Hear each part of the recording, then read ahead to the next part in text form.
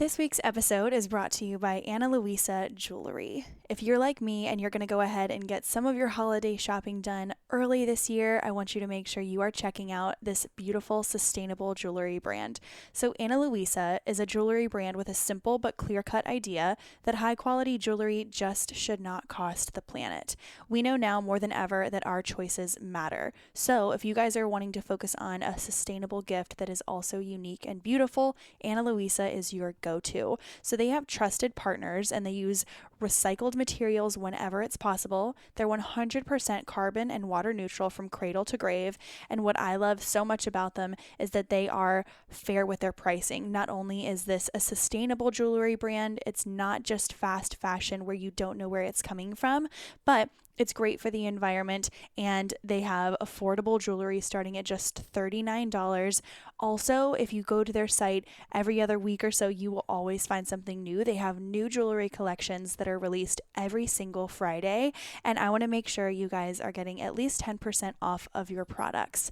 So by using the code ElizaG at checkout, you can get 10% off of your order. I have been using their earring cuffs and their huggies. I have one of their pendant necklaces. I've been wearing the Antoinette ear cuff, and I'm telling you, I love it so much. So this holiday, if you are looking for beautiful, classic, yet unique pieces of jewelry to gift, these are affordable, and you're also getting 10% off of all of your products if you use the code ElizaG at checkout. You can check out the link in the show notes for those details, and make sure you're using the code ElizaG at checkout at analuisa.com. That's ANALUISA.com for all of your holiday shopping needs. Again, it's Ana Luisa, ANALUISA.com.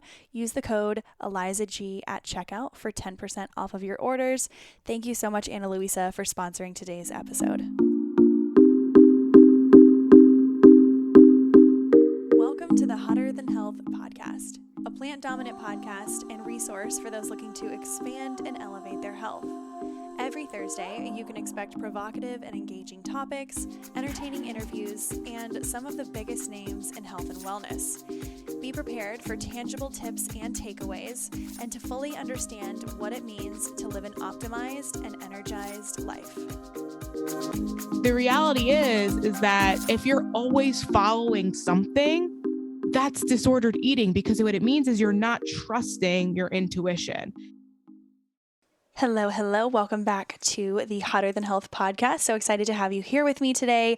We have a great interview today. I know that often we want some information. We want the meaty details. We want examples. We want tangible takeaways. And this is exactly that episode. Today we have on Tony. So who is Tony Marinucci? She's a registered dietitian. She's also the owner of Tips with Tony. She ironically teaches people how to not diet. So her team of registered dietitians, they provide online nutrition coaching. They help women break free from the all or nothing mentality. She encourages a balanced mindset. Tony's mission is to end restrictive diet culture by providing simple tips to healthy living while incorporating foods that you love. She recently gave a TEDx talk and wrote a book titled Once Upon a Diet, where she discusses the parallels between diet, dating, romantic relationships, and how we treat them all the same. In this episode, we kind of go all over the place. We talk about disordered eating versus eating disorders. And I do want to just make sure that I put that out there before the podcast started, that we will be talking about disordered eating and eating disorders. If that is something that you do not feel comfortable hearing about, maybe you're on a journey yourself, then maybe fast forward and maybe listen to last week's episode. We have so many amazing episodes. If this one isn't for you, totally understand. But either way, we do give a lot of tangible takeaways. We talk about Tony's experience on the Dr. Oz show. We talk about how dieting is similar to dating. We go through her dating experiences and how she has related that back to yo-yo dieting. We talk about stigmas and body image. It's a really beautiful episode. We have some fun with it. And I also want to make sure that everyone knows that we didn't get to one part that I wanted to. It was about eating archetypes. I went on to her website. You can check out her website at Tips with Tony. And she has a quiz on there that kind of gives you your eating archetype. I just got mine sent to me in an email, and it kind of goes on Disney princesses. Genuinely, that's not really my vibe, but the way that it's explained is so simple, and I really appreciated it. So I think you guys might all like that as well. Also, make sure you are skipping to the not skipping, but you head to the end of the episode. Once you get there, listen up. We are doing a giveaway. Anyone who writes a review for the podcast on the iTunes or podcast app, you just scroll down, write us a 5-star review, screenshot that review before you hit enter or send or whatever you hit. Send it to us on Instagram. Follow Tips with Tony and myself, Eliza G_wellness, and you will receive a free copy of Once Upon a Diet. I'm so excited for that giveaway. I'm so proud of her. She wants to start her own TV show. She has been on the Dr. Oz show. She's a TEDx speaker. This girl is really going places. So without further ado, let's get Tony Marinucci. She's a registered dietitian, public speaker, coach, and author, and we have her as our guest for today's episode. I know you guys will absolutely love it. Make sure you stick around until the end for the giveaway, and you're going to absolutely love it. Introducing Tips with Tony. Tony, thank you so much for hopping on the podcast with us. I'm so excited to have you. How are you? I'm good. Thank you so much for having me. I'm excited to be here. Oh, good. Well, we were just, before we started recording, going through the eating archetypes, and I want to make sure that we dog ear that and come back to it. That was really, really interesting, especially because it's so specific. So before we jump into all the questions that we have today, tell us a little about your childhood, how you grew up, and what you think brought you into the space that you're in now. So what were the ups and downs that led you into a career of helping people with their food and their eating and everything? Yeah, it was definitely lots of ups and downs. So I grew up overweight and insecure, and basically teased very early on about my weight. And it was pointed out to me that it was almost like not acceptable, and I needed to lose the weight if I wanted to be, worthy of love and marriage or acceptance. I literally was told the youngest age is that if I didn't lose the weight, I would never get a boyfriend. So that story kind of stuck with me, even into adulthood. And so I kind of settled for less than ideal circumstances. I went down the rabbit hole of many different diets and fads and trends, and I went through periods of extreme restriction to tons of overeating to excessive exercise, and I just kind of got stuck in this vicious cycle, and it was really not helpful at all. Also very unhealthy. There was times where I was super stressed out and bloated and tired and hungry and irritable, and I was so obsessed with how food was going to make me look, I forgot to focus on how food made me feel. And basically I just went down this rabbit hole of like trying all the things. And long story short, I realized that restriction isn't the answer. It's actually part of the problem. And I really needed to kind of figure out what foods fit best for me and my lifestyle. So I went to school to become a registered dietitian. Now, many years later, I've been a dietitian for almost a decade at this point. And now I have a team of dietitians where we help people go from this place of feeling completely scattered about what to do, what to eat, how much and when, and kind of just overwhelmed with all this nutrition information, not sure how to sift through it, and really get to this place of clarity of understanding what foods fit best for them. So through many years of trial and error, I kind of figured out what works best for me. And I use that method plus my practice as a registered dietitian to help people find what works best for them. Because I believe everybody here is unique and individual, and they need to be following things that align with their lifestyle and their biology.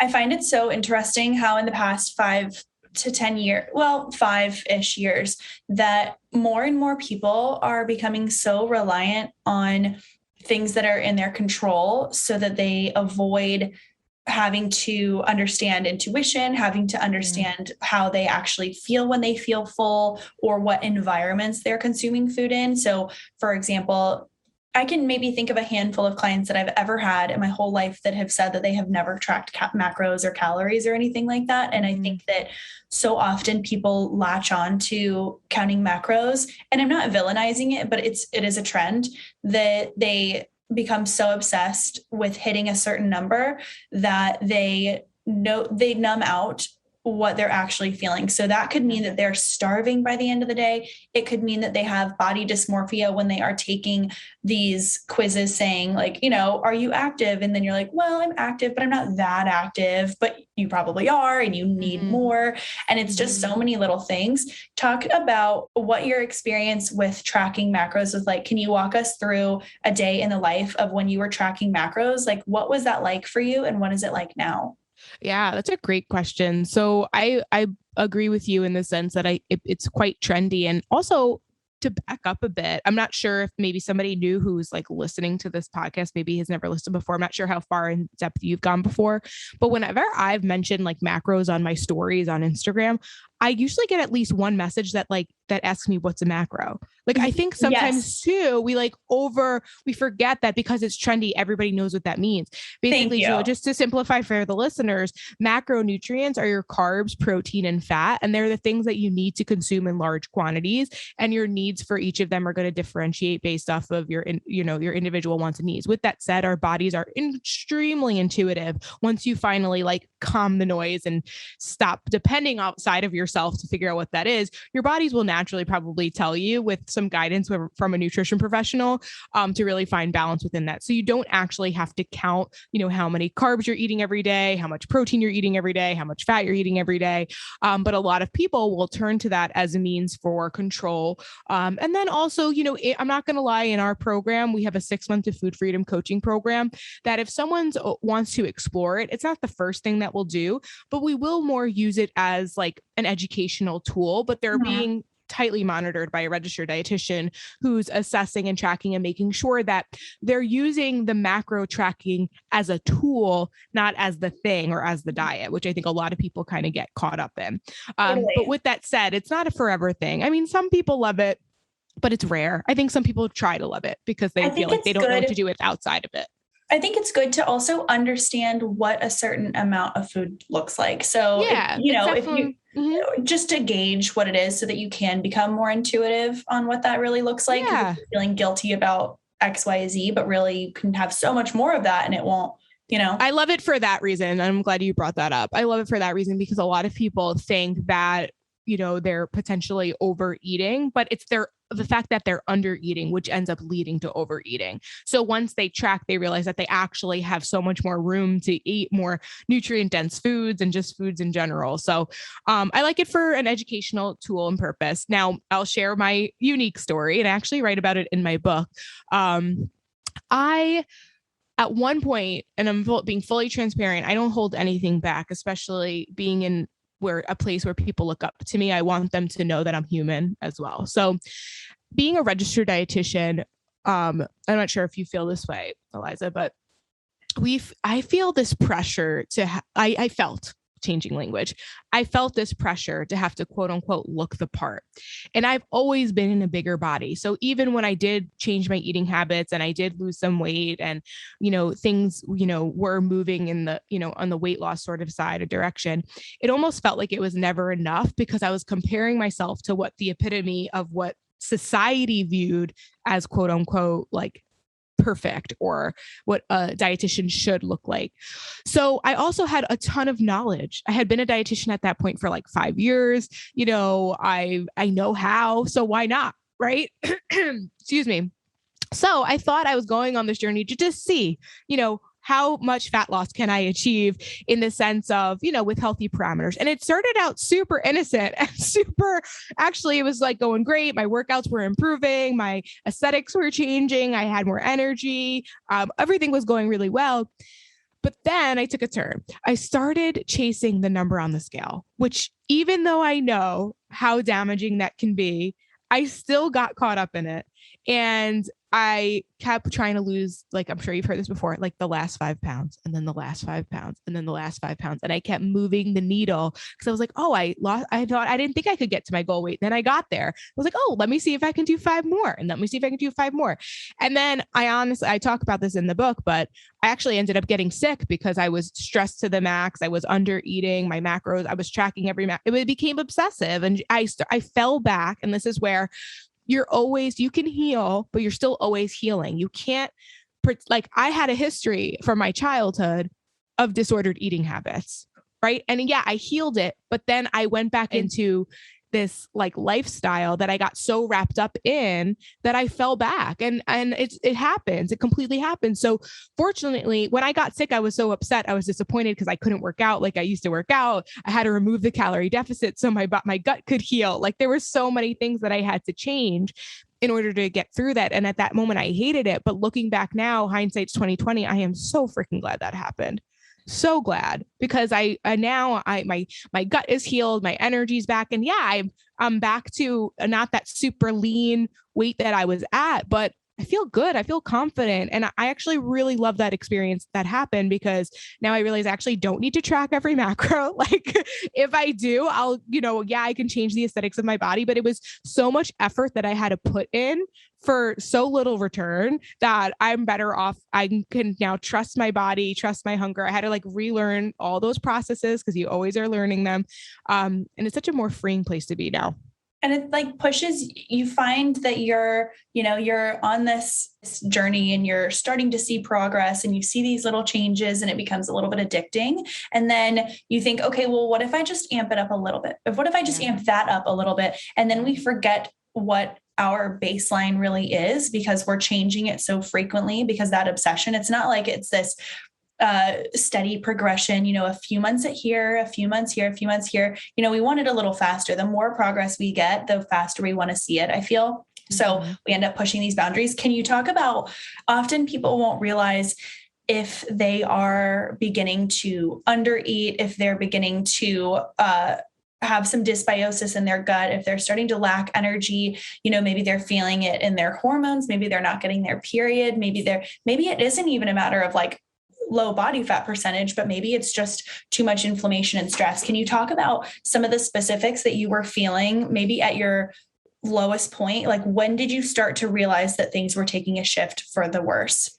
I was hitting so many walls. Like my workouts, I had no energy. It didn't matter how much caffeine I consumed. Nothing was working.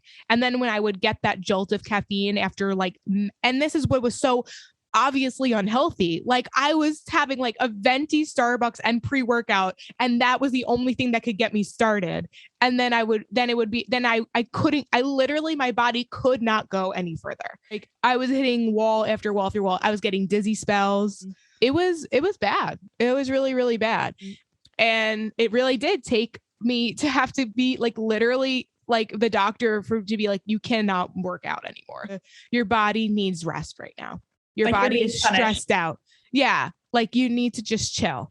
And that's hard because even though I was always overweight as a kid, excuse me, I still was always very active. I always played sports. Like, so I was always the bigger girl on the basketball team and the volleyball team, but I still was always athletic and I was used to working out a lot, so that was a huge shift for me. I really felt like my whole identity was changing. That's huge. That's huge. The identity is everything, because we put, and I'm guilty of this in other arenas of my life. Like I put my personal value in how much money do I make or how much is in my checking account. Like I put value on myself through that. Whereas some people find value in their aesthetics of what is the number on the scale? Is it lower than it was in high school? Is it back to my pre-baby weight? All these different labels that we put on. So as we start to talk about identity and as we start to talk about the value that we find within ourselves, I want to shift into, so you just wrote your first book and it came out a week ago. You said, congratulations. Thank you. That's amazing. It's called Once Upon a Diet. Yeah. Yes. And you guys make sure you're listening. We're going to do a giveaway at the end. We're going to do a few different books. Or a few copies of the book. So you all will have a chance and y'all will love this book. So I want to hear, you mentioned something that I hadn't really heard before, which was, why do we diet? Why do we diet like we date? Talk about that. And what does that mean? And can you give us like some specific examples? Yeah, I can give you a lot. So I shared with you early on, it was pointed out to me at a very young age that if I didn't lose the weight, I would never get a boyfriend. Like literally people in my family literally just blatantly told me that. And then I also grew up in a society where I was always, like I said, the bigger girl, and my friends were super petite, and they were the ones who were getting the boyfriends. I never got asked to prom. When you watched any sort of movie or TV show, or, anybody in the media, you never saw the bigger girl get the guy. Like it was never depicted. Disney princesses, they all have the same hourglass figure and they end up with the Prince Charming. But I never saw a bigger girl represented finding love. So I know I'm not alone in this, whether it was subconscious or, directly told to you. If you were in a bigger body, and also too, I will say it's not just for people in bigger bodies, because we live in a society where women are kind of like always being told you need to look like this or change like this, and you're not enough, and you got to do this and you got to do that. Yeah, like bigger boob, bigger butt, Yeah, everything. You can't everything. Win. Yeah, you really can't win. And so basically I really put, like, speaking of like what you value or what you think is your worth is, like, I valued my appearance as like, therefore I am worthy of love and acceptance. And so what that did for me, unfortunately, was it led me down this path of, and repeating patterns of, I say this a lot, but I dated 5 versions of the same guy, just with a different name and different face. And basically, oh my God, please talk about that. Yeah, I basically like just repeated the same pattern, repeated the same story, like dated guys that really just like weren't good fits. And there was a lot of red flags, but I decided to move past them because I so desperately just wanted to like find the one. Right.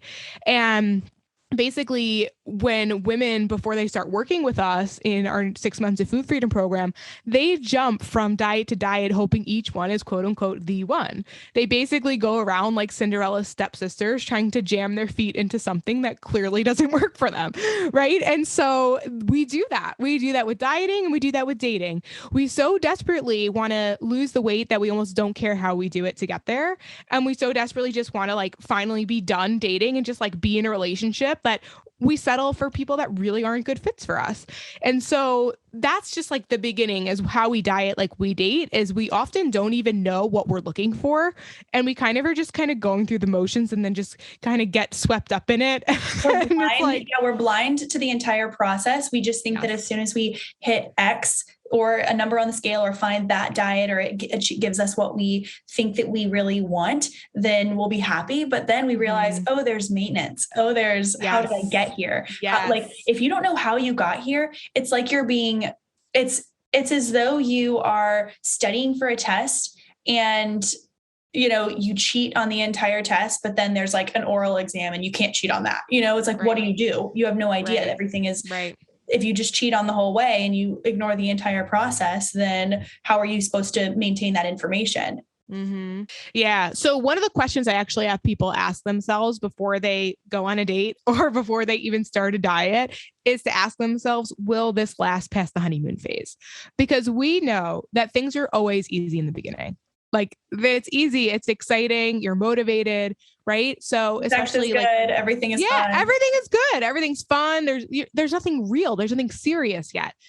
I so much thought I was love at first sight. It was just lust and good sex. Like, that's literally all it was, and then it's water weight. It's water weight. And then when you, exactly that. And it's mostly you're, in the beginning, whatever it is, it's probably better than what you were doing before. Like, in the sense of like, maybe in the sense of like, before you were not taking care of yourself at all. And maybe now you started drinking more water or something like, like whatever it is. But all that to say, it's always easy in the beginning. And then there's that turning point. So I'd love to kind of share what I talk about in my book, is that there's a turning point past that honeymoon phase. And this is really important because people who are listening, you probably fall into one of 2 categories. So you're either a bouncer or a planter. So a bouncer is that yo-yo dieter. They go to the next shiny object. They go to the next what's trending, right? So they get past the honeymoon phase, and now the work comes. Now when it's like, when you actually have to put in the work, they're like, see ya. And then they go to the next shiny object. So they're the bouncer. Or when in a relationship, right? It's like, they love that, they like are obsessed with like the lust, but then when it comes to like the real work, they're like, no, gotta go. It's not working. Or I don't feel like it's working. So I'm not not going to wait around to figure it out. Right. And then there's the planter, which is the complete opposite, which I was always a planter. I basically saw the red flags. I knew things weren't working anymore, but I was like, oh, but maybe if I can just bring back the honeymoon phase. And a lot of people do this. They try to relive the honeymoon phase. So they try it again. They try it harder. They try it more. They try it faster. They're just like beating to it, like to a pulp basically, and just like trying to bring something back to life that was just gone. It's done. It's dead. Right. And so basically like what we know is that you always need to learn from both. Right. So I tell people, you got to learn take a little bit from the bouncers and take a little bit from the planters. Right. Like we don't want to stay in something if it's not working anymore. If we don't like it anymore, which is the second question I have people ask is, do I even like this? Like, if you don't like it anymore, it's not working out anymore, it's okay to leave. That doesn't make you a failure. As long as it taught you something, which is the and it doesn't matter how old you are or like, there's no timeline. That goes back to like what society says. That's why you have to define what's important to you, what your values are, right? You have to really detach yourself from what other people, your family, not even society, but like family pressure, social pressure, friends. Like you really need to take that time to sit with yourself and ask yourself, what is it that I want? What is it that I need? And is who I'm with or what I'm doing supportive of that?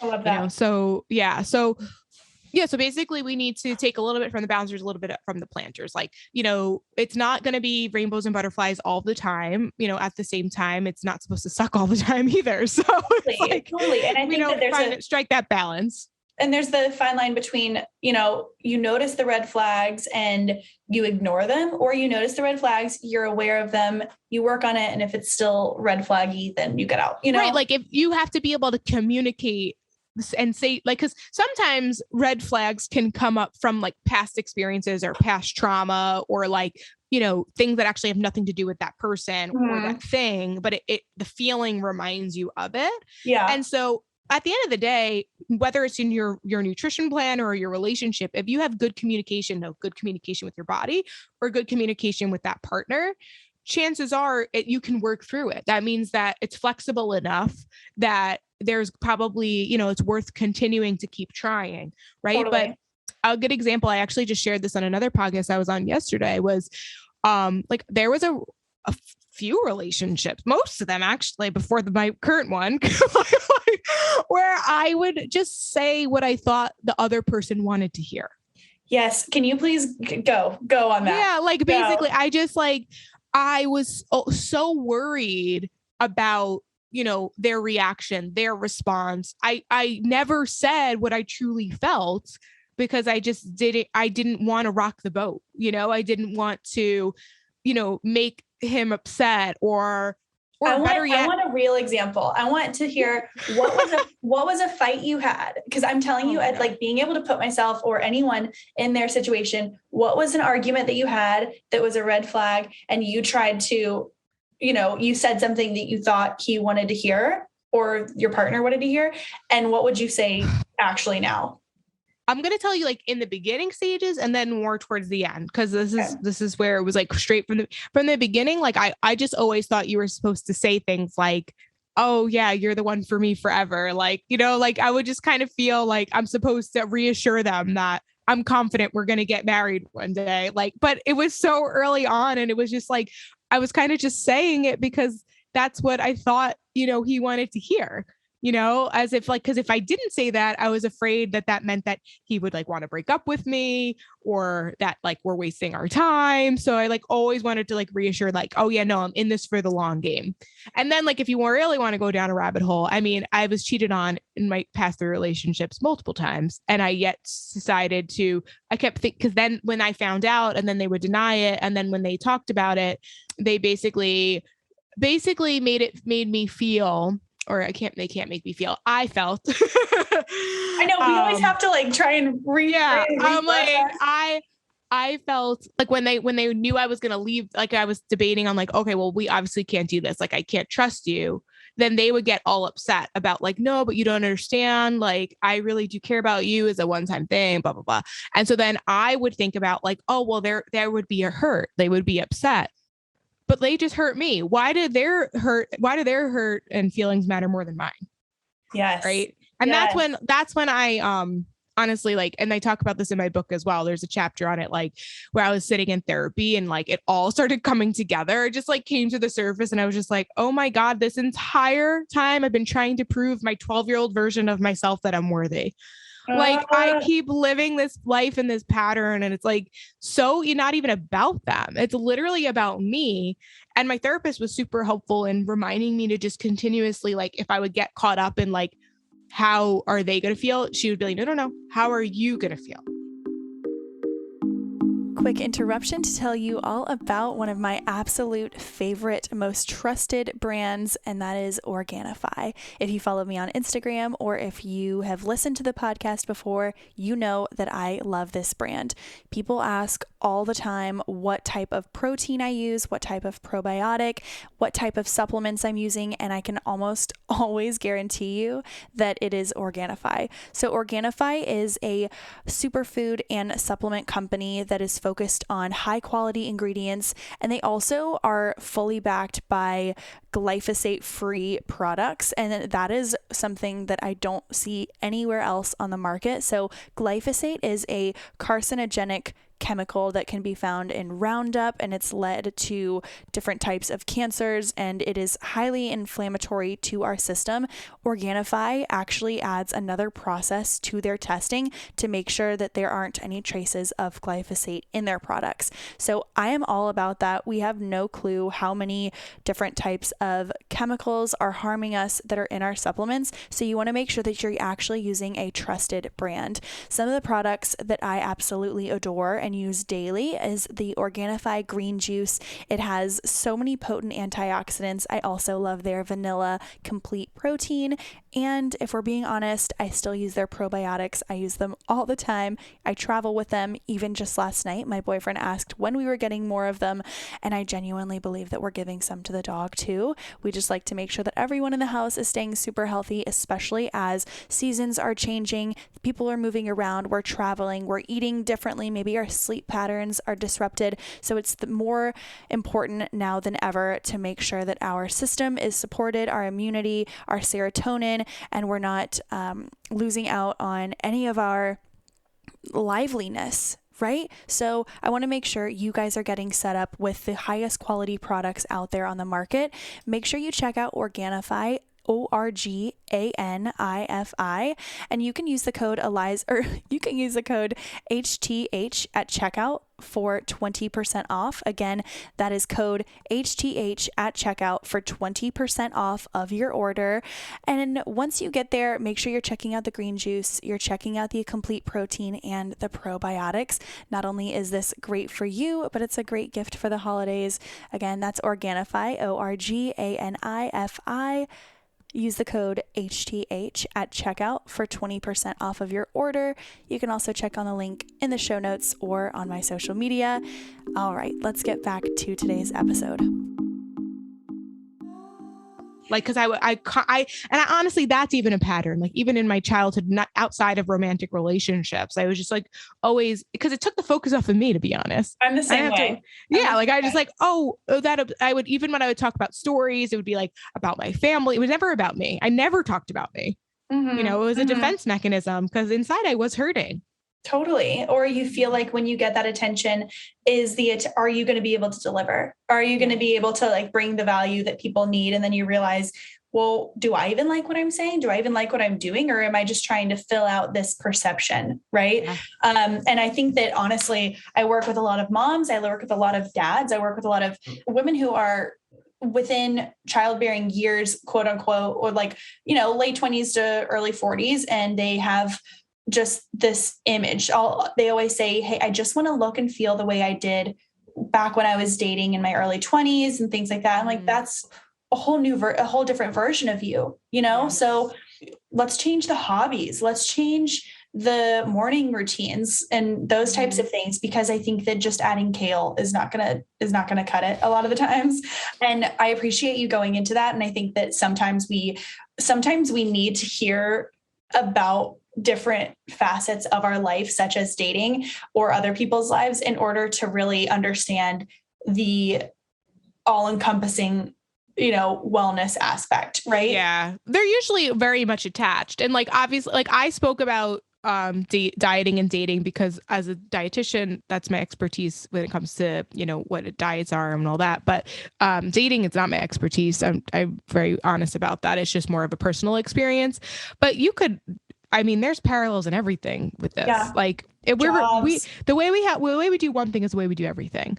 Yeah. Right. So like how you were honest before and you kind of said that at one point you put like your worth to your bank account. Like I definitely have gone through that as well. Like we just want to we just need to attach something. We need something tangible because it's hard for us to not see it. But once you can detach from that, it's actually very freeing. It's very freeing. And I think that also it reminds us that when we are left up to our own devices, we're not always going to choose a cheeseburger and fries. Like sometimes we want the healthy thing. Sometimes we it's okay. I think that if you put so much pressure on yourself to always do it right, then you're never going to give yourself credit for when you just want to do it right instead of feel like you have to do it right. 100%. And like I said earlier, the second I started focusing on how food made me feel instead of focusing on how it made me look, that's when I found balance in my eating habits. So what I mean by that is I think people are afraid that if they don't have these restrictions or these limitations, or they're not like on a diet, that they're going to like have a party and it's going to be a free for all. But if you're truly listening to how certain foods make you feel, like we already know that when you overconsume like highly processed foods that have added sugar, salt, and fat and all of those things, that they're not bad when you have them singularly, right? They're never bad. I don't even like to use that term, but like you're not going to feel unwell if you have a small piece of you have some French fries with your salad of grilled chicken, but you're not going to feel well if you have the French fries with the cheeseburger, a milkshake, and you also didn't eat any vegetables that day. Yeah. Like you're not going to feel good, right? So it really comes down to just paying attention. And especially if you're involved in other things, whether it's, exercise and you care about your performance in the gym, maybe you're trying to help, your gut and normally regulate your bowel movements. Maybe you care about like your skin, you want healthy skin. And when you focus on things outside of the scale, right, you can start to shift things to support those goals. And then everything starts to just kind of fall into place. Yeah. And you will naturally balance it out. Like Absolutely. You really will, because your body is incredibly built to balance you out. That's its whole design. It's meant to do that for you. When you get super, super hot, you sweat. That's your body's way of trying to create equilibrium. Like it's incredibly capable of handling things for you. When you're cold, it gives you chills, and that's just a way to try to warm you up. Like these are all things that our bodies are naturally made to do. So the more you actually practice, including all foods, but then focusing on how foods make you feel, the closer you'll be to finding balance in your eating habits. Yep. Just getting back, like take your body home. Yes. So I want to shift a little bit. We touched on it slightly, but I think there is a huge difference in the terminology, and I want to make sure that it's addressed from you and however you present it in your book. But when people use the phrase eating disorder or disordered eating, because one can be truly traumatizing and devastating. The other, it's more of a warning or more of a, I think a lot of people, the majority of people have found themselves with disordered eating patterns. Can you talk about the difference between disordered eating and an eating disorder? Yeah. So in my book, I actually don't talk about eating disorders. It's more for those who are geared for disordered eating, because if you are clinically diagnosed with an eating disorder, you need a full support team. Like a book isn't going to be the thing that solves that. Right. So the difference is an eating disorder, you would fall into certain criteria based on the DSM-5, which is actually considered a mental health, would be considered a mental health disorder. And if you fall into those categories, then you do need support from a registered dietitian, a therapist, and lots of attention to help heal that. With that said, I think a lot of eating disorders go undiagnosed because a lot of the criteria is actually based off of weight and BMI, which is actually not, if you really do the research, it's actually not a great indicator of whether someone is has an eating disorder or not, because it really comes down to your behaviors and your thoughts. It's archaic. It's archaic. Yeah, it's ridiculous. So I think a lot of eating disorders go unnoticed. Now, with that said, we live in a society today where disordered eating habits are literally just considered normal in today's society. So for example, you have diets and media and, quote unquote influencers on social media recommending and encouraging you to exclude whole food groups, to cut out carbohydrates, to do crazy like cleanses or detoxes or skipping meals or following like very rigid meal plans with like no flexibility. And the reality is that if you're always following something, that's disordered eating, because what it means is you're not trusting your intuition. And we're mammals, we're humans, we all mammals. You don't have to tell your cat, your dog how to eat their food. Like, you know what I mean? Good like point. we need to let go of this idea that we need to be following something in order to be healthy and happy. Right. And so when it comes to disordered eating, it really comes down to, you could have part of those characteristics of what would classify as an eating disorder, but not all of them to be classified. So you might have this preoccupation about food in your body, so much so that it really makes it stressful to go to social situations. You spend hours in the grocery store. You're constantly navigating like the back of the nutrition facts label, sometimes where you end up not eating anything just because you don't even know what to choose. And sometimes you kind of go overboard because you're like, screw it, I'm frustrated. Right. And so you can fall into all of that without having like this weight classification, or you have kind of like this trend of going on a bunch of different diets. Maybe you don't struggle with skipping meals or something like that.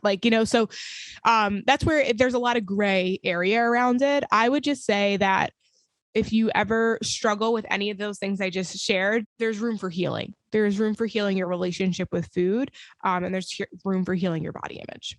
Yes, absolutely. And it's at the forefront because often we idolize certain people on social media. We see what they're eating in a day and we're like, oh my gosh, it looks like they ate so much. That's great. Good for them. But we're not seeing the like extra couple handfuls or we're also not seeing that maybe their parents are stick thin and like they've always just been kind of predisposed to that image. So I definitely agree. And it's in my nature to post about food constantly. It's not in my nature to post about like calories and macronutrients and things like that, but definitely the whole food aspect of it, the holistic approach. So I think it's important to understand that, give yourself some grace. It's different if you're like, oh my God, I'm so full, I'm uncomfortable. And then, is it holding you back from being social? Is it holding you back from getting to where you want to be just in life? So yeah.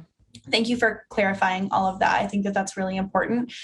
Take us to, I think that you might be the first guest that I've had on who was on the Dr. Oz show. And I think that's so cool. So can you tell us about your experience there? I know you mentioned you've been in dietetics for about 10 years. So what has your journey been like? What led you to Dr. Oz and what was that like? He seems like such a goofball. Yeah, he is. Dr. Oz has a reputation, doesn't he? I had the pleasure of being on the show a few times. But the reason why I decided to do it, even though I'm not 100% aligned with the nutrition information that he spits out there, he does have a decent following. And I actually have always had this dream of having my own talk show. So when I was on the show, I had the opportunity to kind of sample it, to prepare avocado spread and avocado butter and basically talk about the nutritional benefits of, it's high in monounsaturated fats and supports heart health and all the things. And so it was a really cool experience. But more importantly, the reason why I was so excited to have it was because I got to see behind the scenes of what it would take for me to have my own show.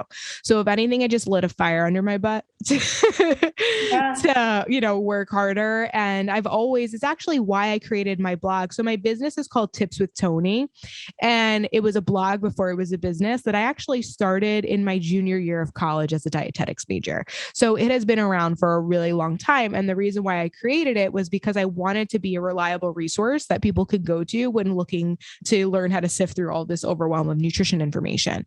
So I made it. I created the blog with the intention to one day grow enough of a following to get out my own show and kind of be have a platform like Dr. Oz has, but with better podcast. I hate to say it, but no, you're allowed to say that. You're allowed to. Yeah, you can have it be whatever you want. Maybe his show is just not exactly. You don't have to copy and paste. It'll be amazing.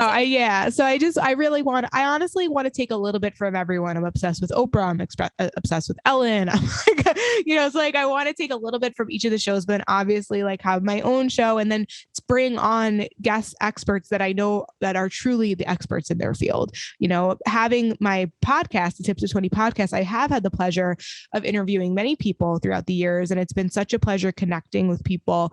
But this would just be a similar format to that, but obviously more visual aids, and we can have fun. And so that's why that experience for me just kind of lit a fire under me to help me to realize like, I gotta keep getting on more podcasts, creating the space to really speak the truth, because there's a lot of misinformation out there. It sounds like you've really taken some smart steps. So you started, X amount of years ago, just with the blog, and you've been very consistent with that. I think that's huge. It's not just a lot of people who start businesses. They're like, okay, I'm going to start a blog, and then I'm going to do this, and then I'm going to do this.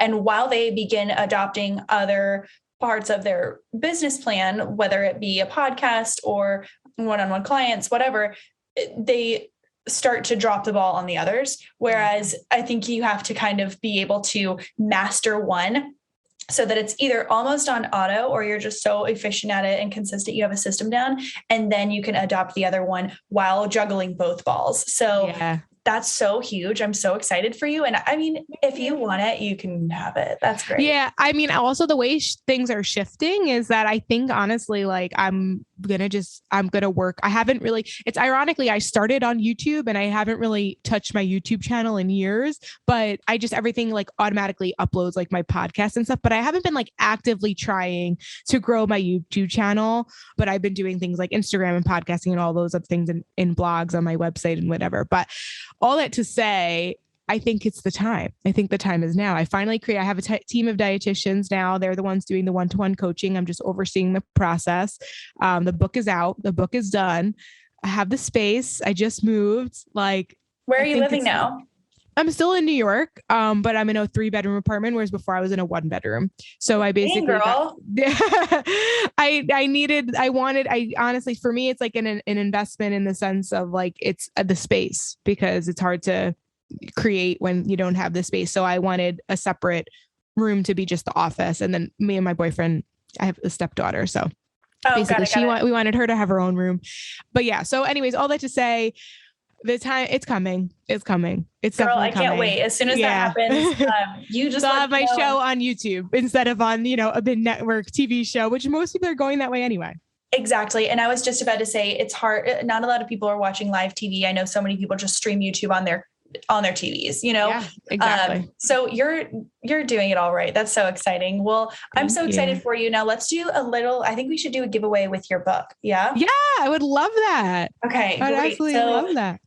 For the giveaway, all you have to do is follow, because I know you're like at 9,000 something. I really want you to get to 10K. Oh, thank you so much. You know what's so funny? I was on this road to 10K, all for the swipe up feature, but now Instagram lets you use the link now. So I don't really have a motivating factor anymore, but I still want it. Can anyone use the link? You should be able to. It's been opening up for people. Okay. I don't know if it's opened up for me, but I need to check that. It will be. It's starting to open up, so it doesn't matter now anymore. So for so long, I was like, I need to get to 10K. It'd be so much easier instead of saying link in bio to just like put it there. Oh my God, that's amazing. Well, either way. So, but thank you anyways. I appreciate that support. It still looks good. It still looks good. Yeah. But yeah, all you have to do is follow Tips with Tony, and I'll get you to put all your information out there, and follow me, follow Tony on Instagram, and make sure you leave a review for the Hotter Than Health podcast. And anyone who leaves a review for the next 2 weeks on the Hotter Than Health podcast will get a copy of the book, and we'll send it out. We'll figure the logistics out as we go. But I'm so excited. Message us to let us know that you wrote the review. I feel like that'd probably be the easiest way. Yes. To even like screenshot. Yeah. I feel it's so hard because otherwise it might be hard to like get their contact information and like, you're so right. all that stuff. Mm-hmm. You're so right. So go ahead, screenshot your review on the Hotter Than Health podcast on iTunes. It's on the link in the bio, in the show notes, everywhere you can find it. Just hop onto the podcast app. It's the little purple one. Everyone has it on their computer or on their phone. So go ahead, screenshot it, and you will get a book, Once Upon a Diet. So I'm so excited for that. That's great. Thank you. Well, thank you. Congratulations on everything. Go ahead, share where everybody can find you on social media and what you have coming up next. Yeah. So I'm on Instagram at tips_with_Tony with an I. The book is available on Amazon. If you're listening to this after that 2-week mark, although you should still subscribe and review because Eliza does a lot of hard work and I know what it takes to keep a podcast up and running, and the reviews so help. So if you liked anything that you heard today or on any other episode, like definitely write a review and give it a 5-star rating. And then what's coming down the pike? Right now, I'm really just focused on helping people heal their relationship with food and find confidence in their body and their eating habits, which if you want to learn more about that, you go to tipstony.com/coaching, where you could apply to potentially work with one of the dietitians on my team. And then, I guess subscribe to my YouTube channel, since we just talked about how I think I'm going to start. I've created this space now where I think that's going to be my next project. So I'd love to hear your takeaways. Connect with me, message me. I answer all my DMs, seriously. So don't hesitate to reach out. Great. That's so awesome. I'm so excited. And make sure you are entered in to win this book. I can't wait. I'm going to leave myself a review so that I can get this book. But you guys enjoy the rest of your day. Tony, thank you so much. We'll have to have you on again. Thanks so much. Bye. Thank you for listening to this week's episode of Hotter Than Health. I know you absolutely loved all that Tony had to share on today's episode. She's fantastic. Again, we are doing a giveaway with her brand new book. It is only a week out on the shelves, and it's called Once Upon a Diet. And we're going to get rid of the stigmas of diet culture. We're going to stop hopping around from diet to diet. And I just love her take on how dieting is like dating. And basically, however we do one thing, that's how we do everything. I love it so much. Either way, make sure you hop on to Instagram, follow Tony and myself on Instagram, and leave us a review, 5 stars on iTunes. Hop onto the iTunes or podcast app, leave us a review, take a screenshot, send us a picture of your review, and we're going to make sure to give you a copy of this book. Again, anyone who writes a review on the Hotter Than Health podcast on the iTunes app gets a copy of Once Upon a Diet. I'm so excited for this, and genuinely the reviews mean so much, especially as we come into the holiday season. More and more people are listening to podcasts, so more people will find Hotter Than Health with the more reviews. All right. So thank you guys so much for listening to this week's episode. Can't wait for next. And I hope you all have an amazing rest of your week.